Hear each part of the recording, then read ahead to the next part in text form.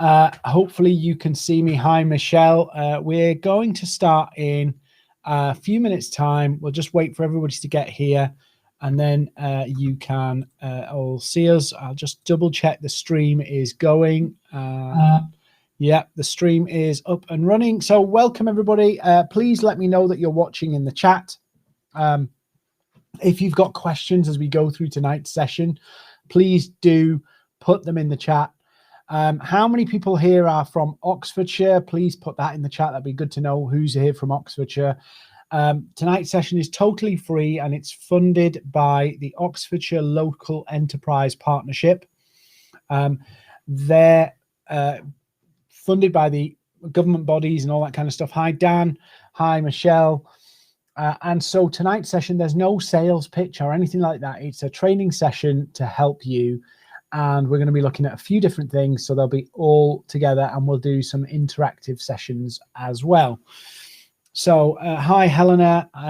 Hopefully there's a few of you here. Let me know in the chat and we'll just wait a couple of minutes. So as you can imagine, hi, Benjamin. As you can imagine, the last year and a bit has made LinkedIn even more of an opportunity. Ben, yes, you can check this link for the next 48 hours. It will be there. Hi, Julia. So this will be up for the next 48 hours, so you can watch this. The last year has kind of made LinkedIn a very powerful tool for businesses. And what I'm going to talk about tonight is some of the fundamentals of things that you should be doing on LinkedIn. And we'll give you the key points. We'll break it down. And we'll also, excuse me, we'll also work through a checklist and I'll explain some of the checklist and maybe we'll do some interactive stuff as well. So LinkedIn's a big deal. So it's really important that you seize this opportunity. So if you want to come and find me after today's session, I'm doing this session on behalf of Oxlep, but you can come find me on LinkedIn, Dean Seddon. I'm just going to check the sound quality. Can everybody hear me okay? Just let me know if you can hear me clearly in the chat. That would be great. I just want to check the audio is okay. If it's a little bit high, let's just change that. How's that? Is that a little bit better? Somebody let me know in the chat so I know that the sound is working good. I know when we broadcast live on YouTube, sometimes there's glitches, but if you can hear me okay, please let me know in the chat. So if you want to come find me, you can find me on LinkedIn. But importantly, if you're a business based in Oxfordshire, Oxlep has a range of funding and support that can help you in your business, particularly as we come out of all of what's gone on. So go find out. There's a link in the chat. You can find Oxlep's page. Go find them, because if you're a business in Oxfordshire that needs support, they have grants, they have programs, they have funding opportunities. And just the other day, I was talking to a business who'd been supported by Oxlep, and they said they're incredible, the amount of work they do to help businesses, and it's all there for you for free. So go check out Oxlep. Awesome. Everybody's tuned in, so good. So some of you, if you've been to some of our sessions before, we'll cover this, but we'll go into a little bit more detail than maybe you've seen before. So you will see some slides that are similar, but some are a little bit different. So this is a statistic from Foundation Inc. And they found when they surveyed that only 38% of B2B businesses that were on LinkedIn were actually benefiting from being on LinkedIn in terms of revenue, sales, and inquiries, versus 62%.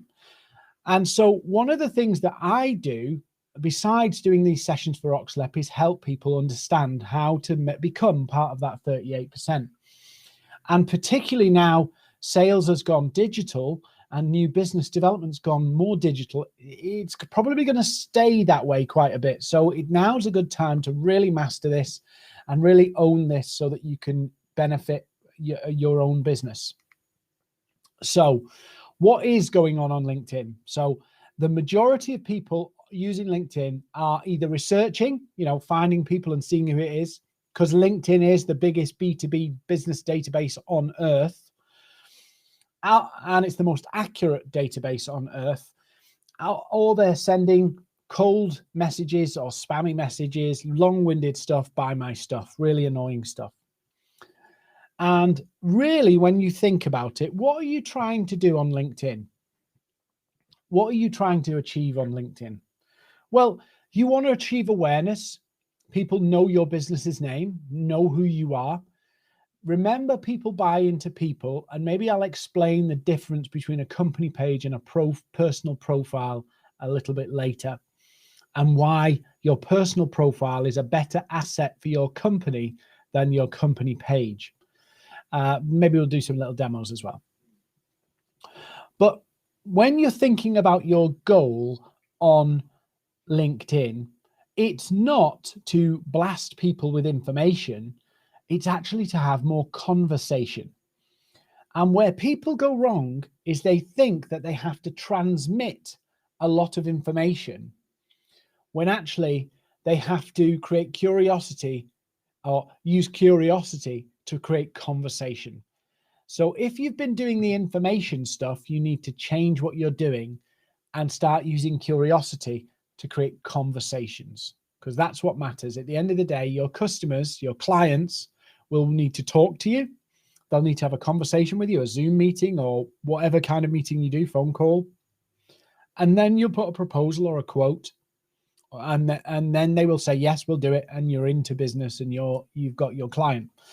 So the secret of LinkedIn is conversation. It's not information. And this is where a lot of people go wrong.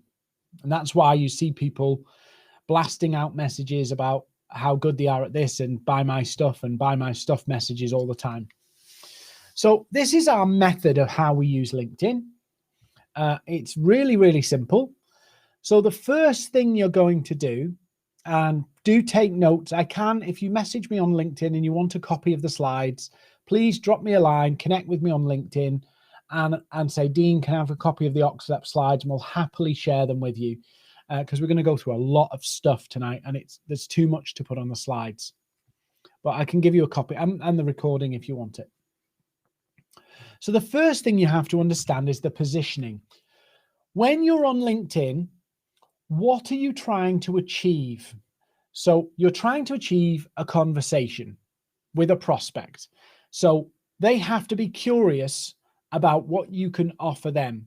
So you start by understanding what are the things that the primary benefits that your product brings to your customers. If you don't know this, you will absolutely fail on LinkedIn. What are the primary benefits of your product to your customers? So that's the first thing. So then you list out your benefits, and then you'll start to think, well, okay, if the customers want those benefits, what are the problems they've got within their business that they need those benefits? So if I'm a business that's very inefficient, I'm looking to be a more efficient business. So I must have a problem with inefficiency. Yeah. So if you help a business operate more efficiently, they have a problem with efficiency. Very simple. So you work the opposite. You work backwards from what's the outcome you deliver for a business. Now, what are the problems, challenges, frustrations, niggles, annoyances that they've got? And that forms the bones, the skeleton of your positioning on LinkedIn. The next thing you do is you build your roadmap. How am I going to get into conversation with prospects? So there are a couple of key ways to do that, and we'll show you the 4 cogs, but fundamentally you need a roadmap. And this is activity that will help you create a conversation. So we know content's going to be in there. We know you're going to have to connect with people. We know that you're going to have a conversation with people. And so we can develop out there a plan working from the sale backwards. So you start with, I've made a sale. What were the milestones? What were the steps that we took? What was the journey that the customer took? And you design that so that you can put people down a path. One of the things that happens on LinkedIn far too often is people jump onto LinkedIn with no idea. This incredible tool, all of these gadgets at their disposal, millions of people they can get to, and they just have no roadmap of what they're going to do. And I'll give you some examples of what goes wrong. Number one, they send connection requests like crazy. They send messages like crazy. They go absolutely nuts for a few days and then they check out. What happens? I see this all the time because obviously I'm on LinkedIn a lot, so I see it a lot. And I see people where they're sending messages and outreaching to prospects. And when they reply, it takes them hours to realize that one of their prospects has replied to them. And so the roadmap's really about you understanding where you're taking your prospects, the journey you're going to take them on, the track that you're going to run on, and so that you remain focused and you have a clear way to measure success. If you're all over the show, you won't be able to measure success. So maybe if there's time, I'll show you our 7 steps of social selling, which is an example of a roadmap. Now, when we come to the next stage, it's attention, and we'll go through demos, but this is just the high level model. When we come to the attention section, this is how are you going to get the attention of your prospects? Whether this is messages, posts, events, how are you going to get them to stop and pay attention, to give you the time of day? When you send messages cold and those war and peace, I can do this and this and this and all these amazing things for you.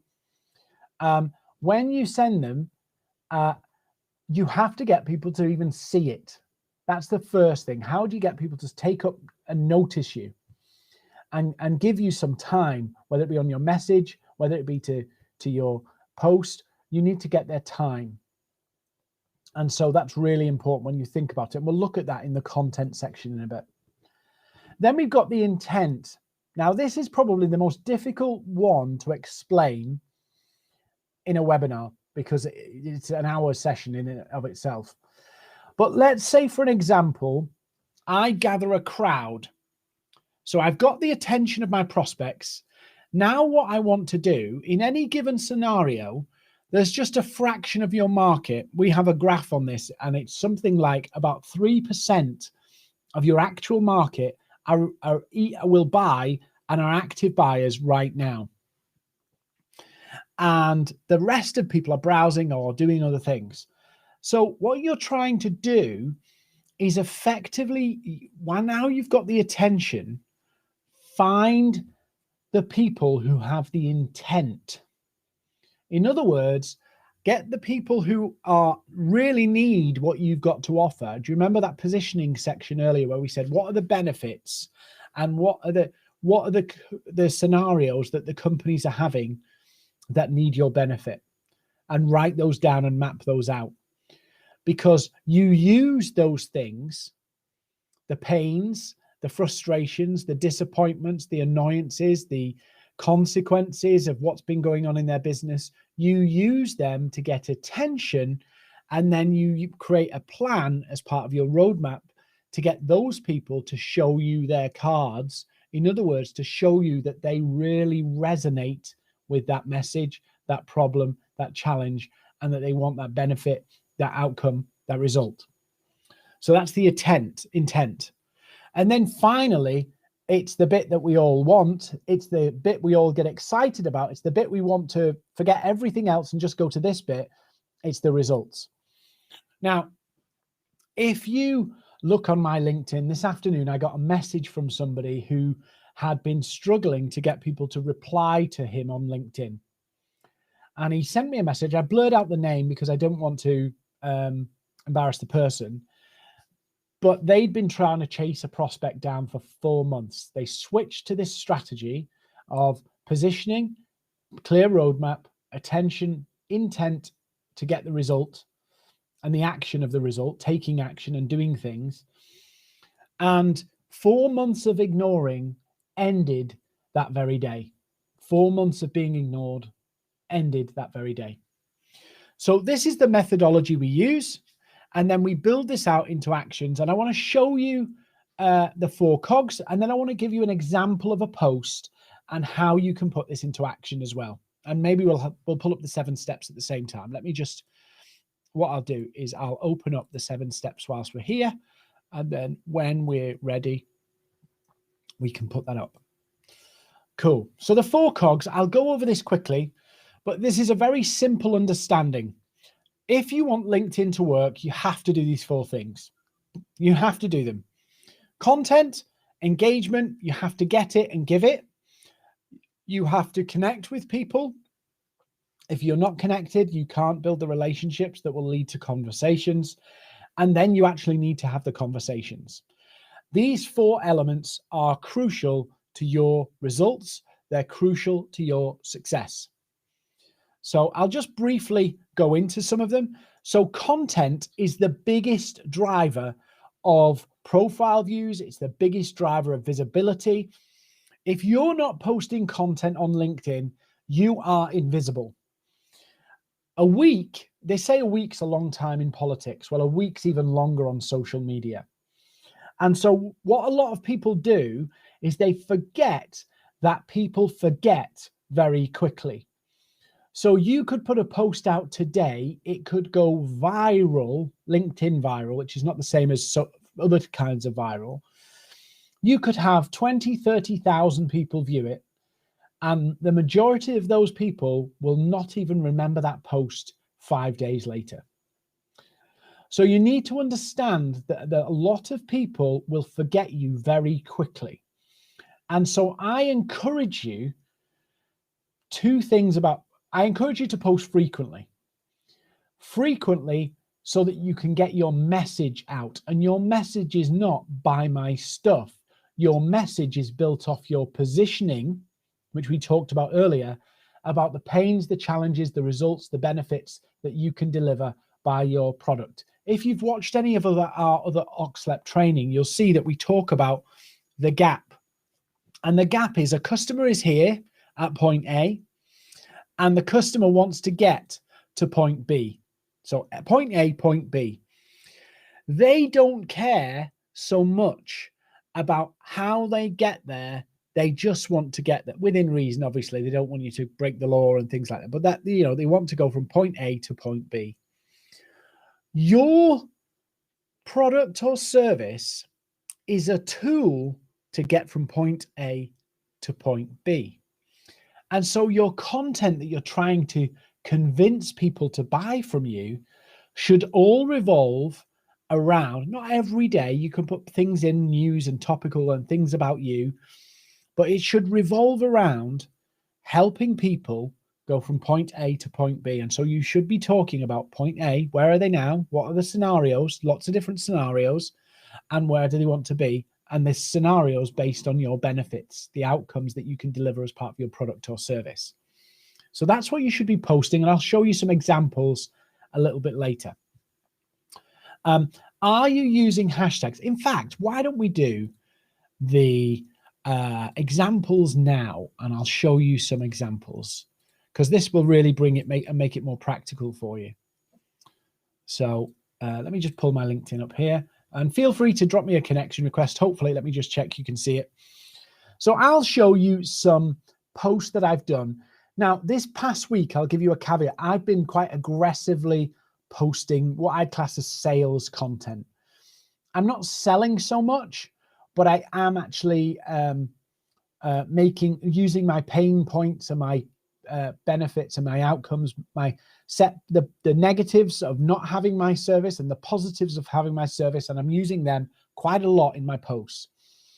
So you can see here, this is like showing people proof stories, which are great. It's amazing what happens when you change strategy, and it's a screenshot of the guy I shared with you earlier. And then earlier today, I shared some copies of some slides about something that we're doing. A webinar yesterday, a little video yesterday. I did a meme about people cold pitching. Again, if people are frustrated with cold pitching not working, then here's a great little post to explain it. I did a little video about sales problems because people resonate with the things that matter to them. And so I'm talking about talking to my clients, my prospective clients, in a way that they can resonate with and understand. So I'll just show you this one post. Sometimes I have a little bit of fun with my posts. So this is a post I put up on Friday, and I like to be a little bit provocative. You may not, but I like to be. But what you'll see with this content is there's a couple of key elements that I've got in place. So the first one is the structure. And the structure is I'm making my posts very easy to read. So I've short sentences. My tone of the way I write is more like spoken English than written English. Because it's a social media platform, I try to write like I talk. So it should be more relational. Michelle's asked, how frequently is frequently? So here's what I suggest to people as they're getting started, Michelle.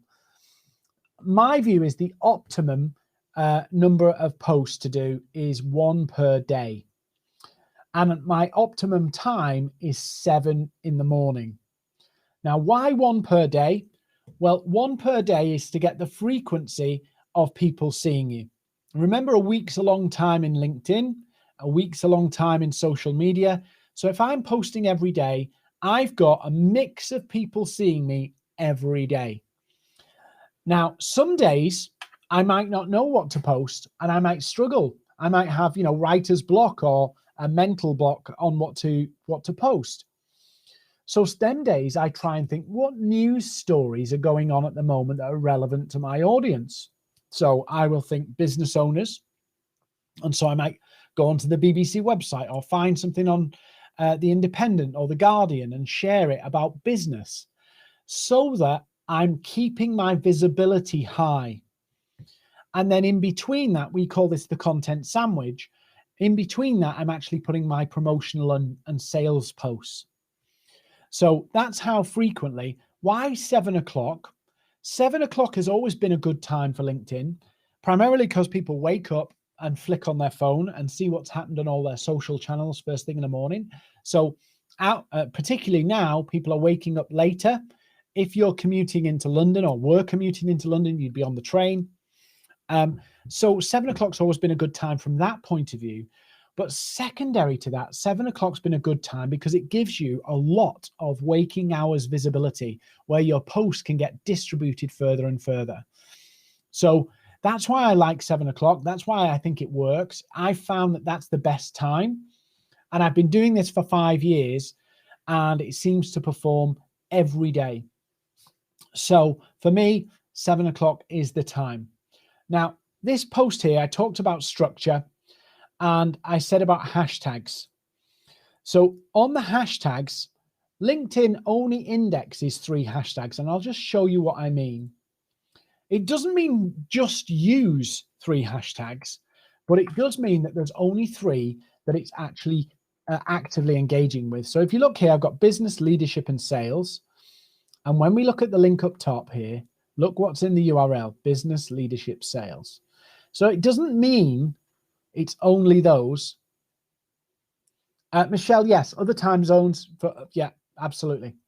So post on 3. Now, why have I used business, leadership, and sales?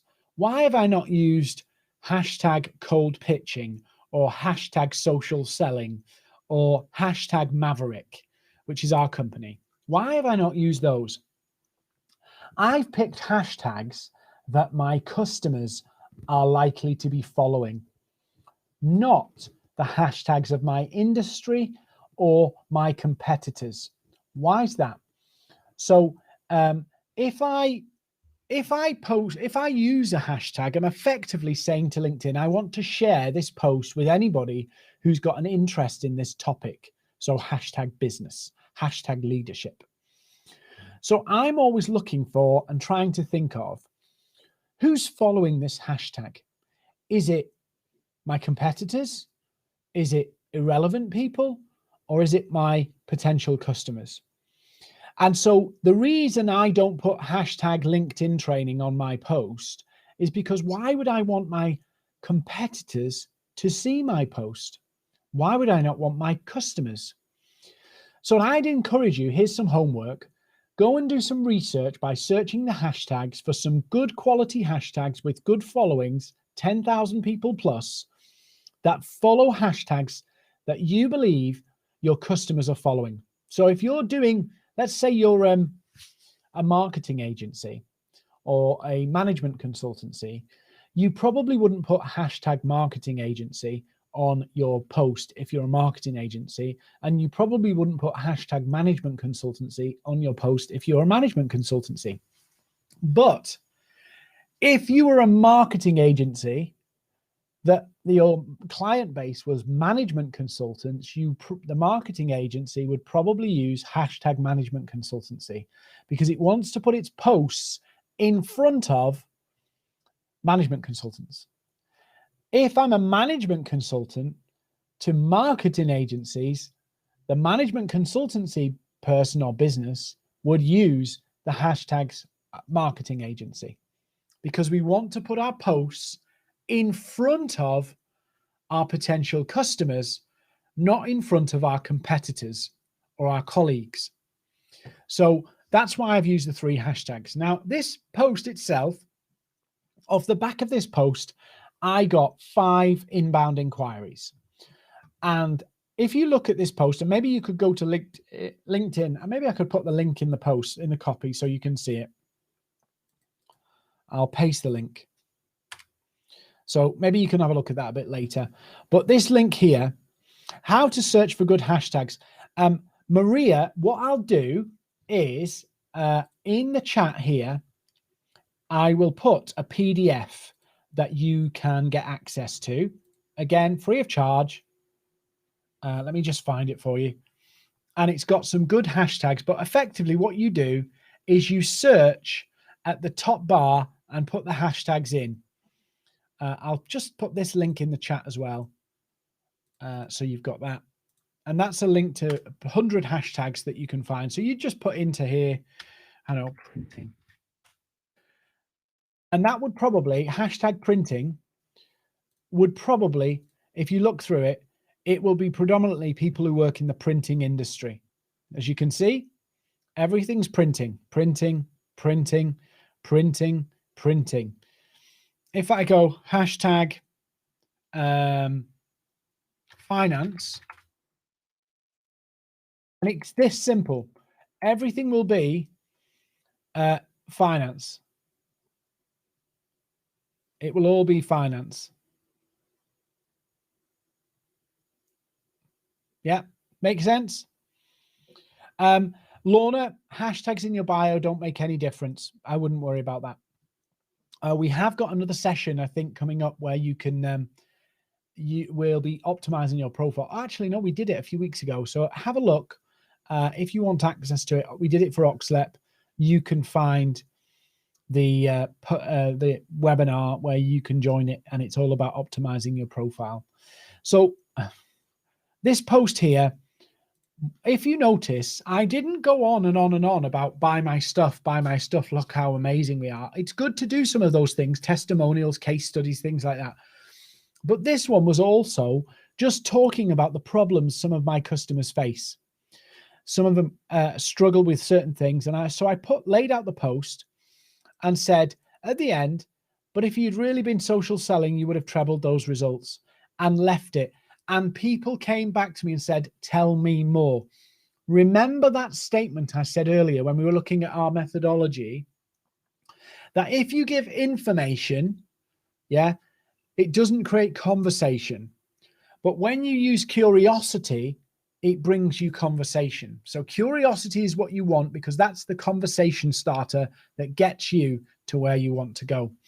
So really important. Curiosity is your most powerful weapon on social media. And as you can see, I got 19,000 views of this because first of all, I did the structure right. Then I did stopping power. And the stopping power, if I just refresh this screen so I can show you again. If you look at stopping power, which is the next section, we've got structure, stopping power. It's about getting people to stop scrolling in the feed. And so as you can see here, you don't have to do this. I've obviously been quite provocative with this post. And so I've said, social selling doesn't work in my industry. What a load of crap. Now, you wouldn't go do that, but you're trying to get people to pay attention. Remember that from the roadmap? Attention, stopping power. And so I've made it very stark what I'm talking about. I've done a before and an after of Leonardo DiCaprio. I've done something quite visual here. And you'll notice I don't give away what I'm going to say in the first few lines that it previews. You have to see more to know what I'm saying. Curiosity again. Curiosity works every single time. And so then when I come into the post, so that's stopping power. It's the visual and the first few lines to get people to stop scrolling. If you use stock imagery, if you use big long paragraphs, if you don't get the attention in the first few lines, all of that post, no matter how brilliant it is, will be wasted because people won't stay on the post. They'll stop, look a little bit and move on. You've got to get them to so curious that your post has staying power. So structure, stopping power, staying power. And staying power is about the duration of time people spend on your post. If you want a post to go far on LinkedIn, it's all channels, but specifically LinkedIn, you have to get people to stop and stay. So what you're trying to do is get them to increase the amount of time they're staying on your post. And that is about literally getting people to stay longer. So PDFs do well, videos do well, long copy does well. If the stopping power is in place, the staying power is about keeping people reading, keeping people scrolling on the PDF, or keeping people watching the video. And again, you're looking to keep people for more than 3 seconds. So everybody says at 3 seconds, that's easy, 3 seconds, 1, 2, 3. It's actually quite hard. So you have to think when you're doing your video that you've got to create curiosity for 3 or 4 seconds. When you're doing your PDF, you have to keep them on the PDF scrolling through the slides for more than 3 or 4 seconds. When you're writing your post, you have to tell the story over longer than 3 or 4 seconds. Because if you don't do it for that period, they won't stay for longer that period. And once you get over 3 seconds, LinkedIn counts a view, and LinkedIn loves it when your posts get more than 3 seconds. And so the more duration you get on the post, the more the post will be amplified across the platform. So that's really important. You can write posts. If you build your post right, you can write posts that will actually sell for you and create inquiries. Takes some work to perfect, but you can do it. And I do it regularly. And some other people that I've taught do this regularly. So that's the thing. Curiosity, remember. The final thing is engagement. If you don't get engagement, likes and comments on your post, it still will be stunted in the number of people it reaches. Just because you've got connections does not mean that they will see what you're posting. So it's key to write posts that ask questions, that invoke emotions, that talk about things and tell stories of how things lay out, so that people will engage their emotions, so that you get likes and comments. And comments are the most valuable. Comments, then likes, shares are the least valuable. So structure, stopping power, staying power, engagement. And we've talked about hashtags. So that's really important on the content. Content is the biggest driver of your visibility. If you post regularly, if you consistent with timings, if you start to use the structure I've just talked about, you'll start to see your post values rise. You'll start to see your visibility rise, all based on your positioning that we talked about in the methodology. And then finally, when you're talking about writing posts, write in the informal style, like I said, but talk directly to one person. So when I'm doing this webinar, I often say you, Now, I know that right now there's 40 odd people watching this session, but I'm talking to you. Now, the other side of the screen is 40 odd people, but I will always say you. In your posts, make them personal and talk to one person. So if you use we too much in your post, you're getting it wrong. You should be doing you. Yes, you have to tell people, and yes, you can write things about we can do this and we can do that. But if you want to engage an audience, if you want to build a crowd, an interested audience, it's about you more than we. So just some examples of things that have happened. So Leslie actually came on some of our free training, and she saw her engagement go absolutely nuts when she started to do this process and started to build it up. It really does work. So now we come to engagement. So this is where it starts to build on this, and we go, right, let's get the content going. Now let's start to make this happen. So the next one is, if you've got a prospect list, and I'll come to prospects in a minute, go engage with what they're doing. Go engage with their company page. Go and engage with their own posts, like and comment on them. Why? Because you want to become visible. You want the prospects to remember your name. So go and engage with your prospects, like and comment. Optimize your post for engagement. How did I say that? Ask questions. If you want more engagement on your post, ask more questions. If you ask questions, a question at the top line of your post, you're more likely to get engagement. Ask questions through your post. You'll get more people liking and commenting. And then when you're connected with somebody on LinkedIn, you get options to congratulate them, birthdays, endorsements. Use them. Why are you using them? You're using them to build up a relationship so that you get their attention when you decide to reach out about business. The days of being able to just go and say, do you want to buy my stuff on LinkedIn are over. And the people who do that now, LinkedIn brought a feature out a few months ago whereby if you repetitively send messages to people and they don't reply, LinkedIn starts to blur out your message and block them. And you think you've sent loads of messages and the business is going to, like, we're going to be millionaires, Rodney, like Oldie Fields and Horses. And you don't realize that LinkedIn's blurred them all out, and all your prospects have been told that any messages from you are harmful. And that's a disaster. So engage with your prospects so they remember your smiling face on your profile. They remember who you are. So when you do reach out to ask them about their business and you try and strike up a conversation, they're more likely to reply because you've taken the time to build that digital relationship where you're engaging on their posts, liking and commenting, and you're interacting with them as people. People buy from people. And so this is real fundamental principles if you want to use LinkedIn. And this is what happens when you start to do this. You will see all of your metrics on LinkedIn start to climb.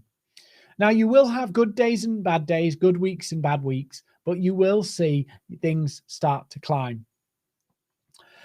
When we're talking about company page, by the way, you can do all of what I'm teaching you here on company pages. The downside is company pages don't really engage people, and it's a hard work, a bit like Facebook pages. It's hard work, but your personal profile, you can do really, really well on. So that's really important that you go and do that. Use your profile, build relationships with people. People will buy into you, and then they buy into your company. So when we're coming to connecting and building relationships, engage with your prospects before you connect. And then, so then we come to actually, who do we want to prospect? Gather a list of 100 to 150 prospects, 100 to 150. Now, engage with them before you ever connect. And here's a tip. When you're on LinkedIn, let me just pull my LinkedIn up back again. So let's say, for an example, Terry Heath is my prospect. So here's Terry. So Terry is our MD at Maverick. And let's say Terry's my prospect. And I'm going to gather my list of 150 prospects. The first thing I'm going to do is grab Terry's LinkedIn URL and put it into a spreadsheet. Do you know why I'm going to put it into a spreadsheet? So that when I want to reach out to Terry, I can just click the link in the spreadsheet and come back to him. And I never forget, who was that guy I was talking to again? So if you've got a CRM, brilliant. If you haven't, simple spreadsheet, first name, last name, job title, company name, LinkedIn profile URL. So you can quickly click and see what they've been up to and engage with them and interact with them. And so you've gathered your list of 100 to 150 prospects and you've put them into a spreadsheet. You're engaging with them before you connect. Now you're going to engage with them and connect 10 to 15 a day.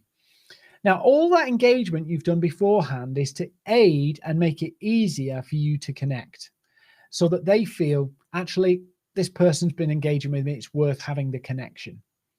So that's why we do this. We do all this engagement to encourage them to connect. If you get too many rejected connection requests on LinkedIn, and actually LinkedIn's terms of service clearly state that if you should not connect with people you don't know. So what I'd encourage you to do is, if you want to connect with somebody, if you want to build a sales relationship with somebody, try and do it before you connect with the comments and interaction and all of those things, so that you've built a sort of light digital relationship before you connect. Yeah. Engagement first, then connect. Now, some people aren't as active, so that means you might have to just reach out to them and say, look, I'm just growing my network. I hope you don't mind me sending you a connection request. Very, very simple. Dan. Dan sells CRM. So then do 10 to 15. Very gentle, very slow, but remember the engagement. And you'll see your connections rise slowly and carefully and steadily. Do it nice and easy. Don't go nuts. Don't go crazy. Don't sit there in the adverts of something on TV and then just keep going connect. Because if you're naughty with LinkedIn, they will restrict you, not because they're being mean, because they're trying to maintain the integrity of the platform. And if people get fed up of it, they'll stop using it, and it undermines the premise of it. So if you get lots of people rejecting your connection requests, they will restrict your account. And if you repeatedly do it, they will stop you from sending connection requests ever again at all, full stop. So you just need to be very careful, build the relationships before you connect. Conversation. Now, here's a great way. When somebody connects with you, say thank you and a very short intro. Maybe ask a question. Don't send them war and peace. Don't say buy my stuff. None of that stuff. Be very relational. Never, ever cold pitch people. It doesn't work. And I've shared this before. I've done 1,000 stats. I've looked at some companies that offer done for you LinkedIn services. And they generally say out of 1,000 connections, you'll get 4 sales. That's a 0.4% success rate. And if you map that out, then you go, well, hang on a minute. What happened to all those other people? All those other people ignored you or said no thanks. With this way of actually building real relationships, you might go at the beginning of your journey here, you might go 100, 150. That might get me 4 sales, 100 to 150. But nobody has been burnt in that process. Nobody's been burnt. And hopefully you're getting some value from this, because I'm going through it at quite a pace. So if you want the recording or you want the slides from today, just message me on LinkedIn and I'll share them back with you. Absolutely fine. This is what people are doing. And what you really want to be doing is creating a conversation. You want to be having that back and forth and interaction. And how do you do that? You have a conversation like you would in the street. How's things going on at the company? All these very low key. And then at some point you can say, look, really love talking to you. I'd love to show you X, Y, or Z. And there's lots of strategies you can use in the conversation. Some of the strategies we've taught people are 50% reply rate, 50% reply rate, but you can't automate that. And automation is against the terms of service. So you can't use automation to create a conversation. And think about it like this. Your job is not to sell your product or service on LinkedIn. It's to sell the need, the customers. It's to convince the customer that it's worthwhile talking to you to find out more. You want to use curiosity and pique their interest. So go on then. I want to know a little bit more. Tell me a bit more about this. I'm curious. I want to know how you can help us. And so where people go wrong is they blast people with information. The prospects either ignore it or they actually read it and go, I'm not sure we need that. I'll move on. And that's where it gets wrong. And then the more personal and personalized your outreach, the more likely a reply.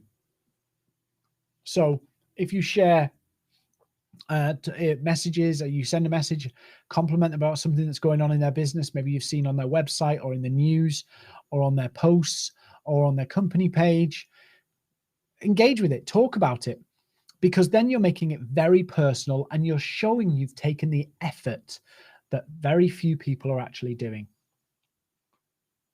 And that's what they're doing. Blast, blast, blast. So let's have a look at the checklist and then maybe we'll do some demos. Michelle from a starting point. Michelle, go find the Oxlep training on our YouTube for LinkedIn profile optimization. I think we've got another one coming up soon, so have a look. They're on Eventbrite, but you can optimize your profile in, say, it takes some work to understand your own position. That's the hardest bit. Sometimes we lose our heads and forget what our own value proposition is. So you really need to drill down into that first and focus on one key area, because you don't want to have mixed messages. You want to focus in on one area, make that work, and then move forward. If you're chopping around too much, you'll not be able to track what's performing. So the actual process I'll show you in a minute, the 7 steps, you can actually run that in about 2 weeks. There's a lot more detail to it than what I'm going to show you tonight, but this is the overview. If you want to know more, again, just drop me a line on LinkedIn. The checklist is some of the things you can do, but on the 7 steps, if practice makes perfect, but I've seen people go through the 7 steps from day 1 of training. By day 4, they've got calls and conversations with prospects. Now that, for me, is probably a bit quick from a standing start, but they did it absolutely fine. But in 2 weeks, you can do this in 2 weeks.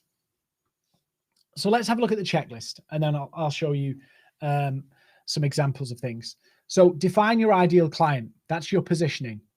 Create your prospect list. Define your ideal client. Who are they? Yeah. Then develop your positioning on your product or service you're going to promote on LinkedIn against the people that you're going to work for. So if I'm going to go, actually, I'm going to provide management consulting to tech firms. Okay, great. So why do the tech firms need me? What are the problems I'm going to fix for those tech firms? What are the benefits of them working with me? And then what are the situations going on in their business that they want that benefit? And then I can start to develop my positioning and use my content to flesh that out. Scenarios, examples, pick on specific types of issues to really put that out there. I use the hashtags on the post. I engage with my prospects. I connect with the 2nd degree prospects. Why not the 3rd degree? Does everybody know the difference between 1st, 2nd, and 3rd degree connections? Answer me in the chat. Do you know the difference between a 2nd, 3rd, and 1st, 2nd, and 3rd? If you don't, I'll explain. It's not a trick question. If you don't know, let me know and I'll do it. But you only connect with 2nds because if people who are 3rds are more likely to decline you. 1sts are obviously the people you're already connected to. You can message back and forth, and they've opted to see your posts. When you're 1st, you automatically follow their post feed.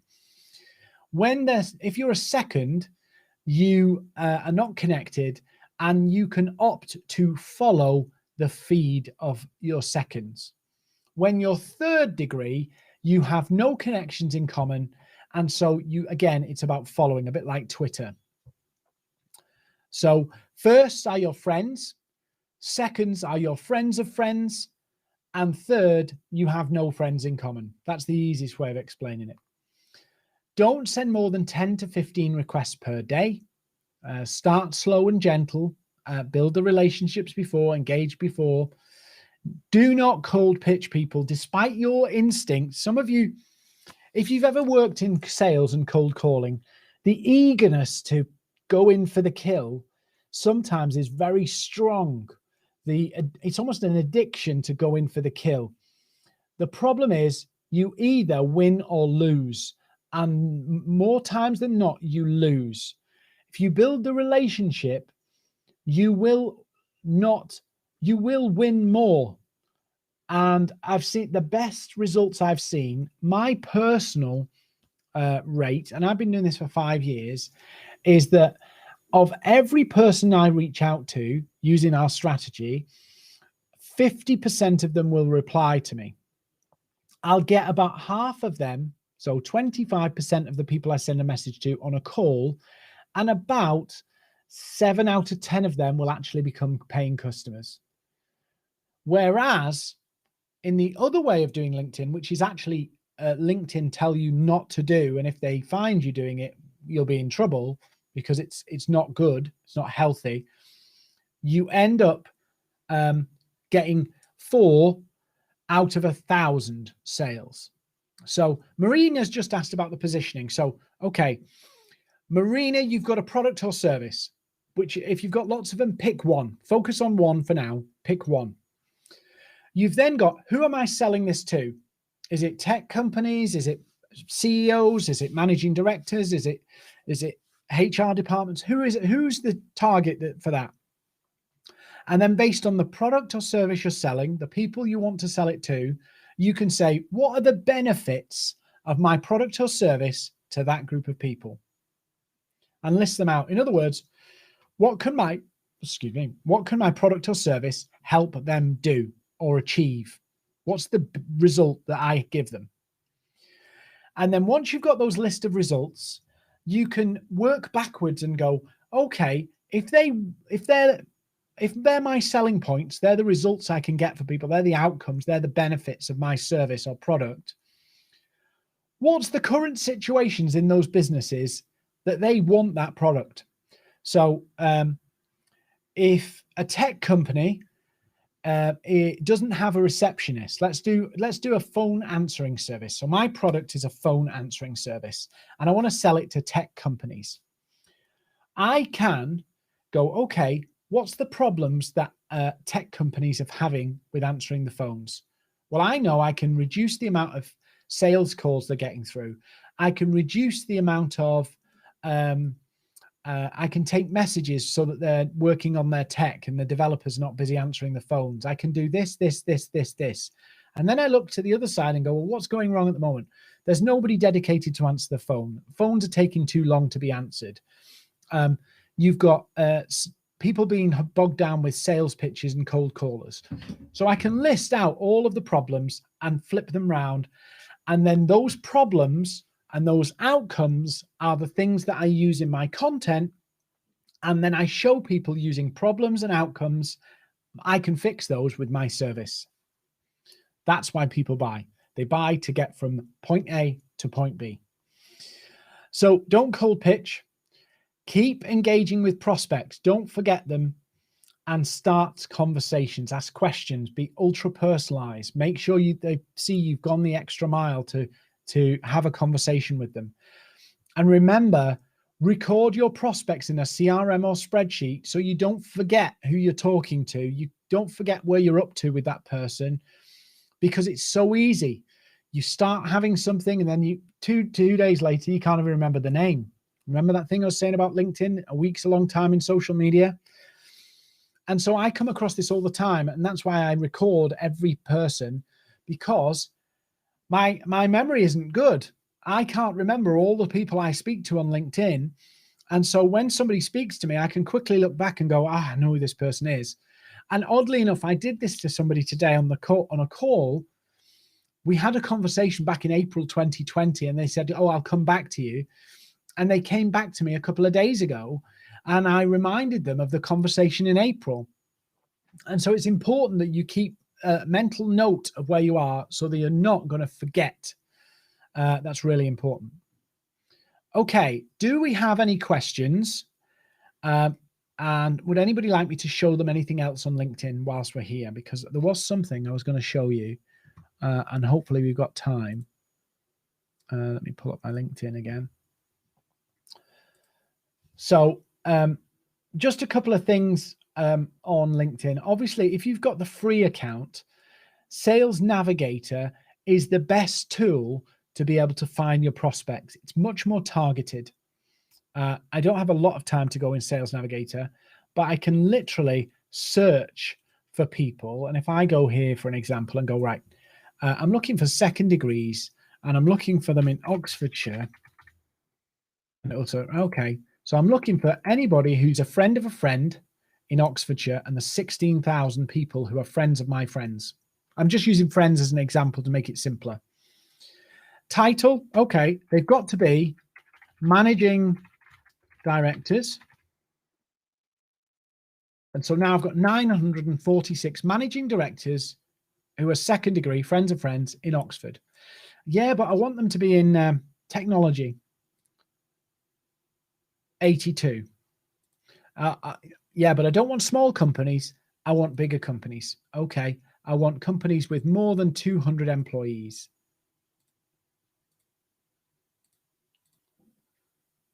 26. So I've got 26 people in Oxfordshire who are friends of friends, who are managing directors of tech companies. And I can quickly find them. And let's say, for an example, one person here, if I save this person in my home feed on LinkedIn Sales Navigator, I can see all the activity that my prospects have been doing. And as I click here, I can go on to, oh, I won't go on to that one. I can go onto the posts and view them and engage with my prospects. Takes like a couple of minutes. Really brilliant way to do it. Simple way to do it. So Sales Navigator is another great tool that you can add onto your LinkedIn. It's a paid subscription. Oh, that's what I was going to show you, the 7 steps. Bear with me. So this is just a very simple way of presenting what we're talking about here. Let me just pull it up for you, and we'll go through it pretty quick because we finish in 3 minutes. Bear with me. This is a paid program we run, but I want to show you this slide here. So this is just a 7-step process. We have more complex processes for different scenarios and different industries, and we write these processes for companies. But this is a simple one. Like, comment, connect, thanks and intro, like, comment, not pitch, conversation, of course. But I don't know why I need to change that because we put that in a few years ago and we seem to escape change it, but it's conversation. So step 1, like, step 2, comment, step 3, connect, step 4, thanks and intro, like, comment, conversation. So any questions? There's 37 of you here. I'd love you to connect with you all. So please feel free to send me a connection request. I don't know who you all are. I'd also love, if you want to put any questions in, I'll hang on and answer your questions. But if you've had value from tonight's session, please would you do me a favor and go to Oxlep, drop them a line, and just give them some feedback on the session. If you've got value from it, please let them know. They want to know that they're adding to the business community of Oxfordshire, and if they need to tweak things or improve things, they will. So please do feedback to them. That would be awesome. Go check out their company pages, their free resources. Claire's asked about when would you recommend the paid version of LinkedIn? So Claire, you get 30 days free if you've never used Sales Navigator before. I would encourage you to use it from day one. And the reason why I would encourage you to forget premium, you want Sales Navigator. And I'll tell you why. The search features on LinkedIn. I was going to say sod it, but I will say sod it. When I do a search on LinkedIn, I'll just go back a few. Remember this search I did here? Let me just add a few people in here just to make it a bit bigger. And let me just change this to United Kingdom. No, not Greater Boston. When I go to the United Kingdom here, so I've got 2,000 people here, and I've just broadened the criteria. So I've got 2,000 people who meet this criteria. And of the 2,000, LinkedIn Sales Navigator shows me lots of stats. So 130 have changed jobs in the last 90 days. And 525 are actively posting on LinkedIn in the last 30 days. So I would highly encourage you to track down these. On premium and free, you can't tell who's active and who's not. You can't tell if you connect with this person, whether they're even there or not. And so you don't know if you're focusing on the people who are the most active, not necessarily everybody else is inactive, but the most active, you're more likely to get more conversations. So that's why I would use it from day one, because some people find they go, I've been working on LinkedIn. I've built my connections up. I've got, 15,000 connections, but nobody sees me and nobody replies to my messages. And I'm following all the methodologies that Dean teaches. And then when we go into Sales Navigator and have a look, they got 15,000 connections, but like a tiny, tiny fraction of them have actually been active posting in the last 30 days. And so they end up with big numbers, but dead inactive accounts. And so that it doesn't make sense. It's a vanity number, really. So I'd be encouraging you to use Sales Navigator to make sure your connections are at least 50% of them are posting regularly. 50%. And that's why you need Sales Nav. A lot of people don't get it, don't see it. And they go, oh, I'll get it when I've won some clients. You won't, you'll struggle. It's a lot faster if you could target the people who are the most active. A lot faster. Any more questions? If not, I will wrap up and say thank you so much. Please go check out Oxlep. Tell them if we've been wonderful.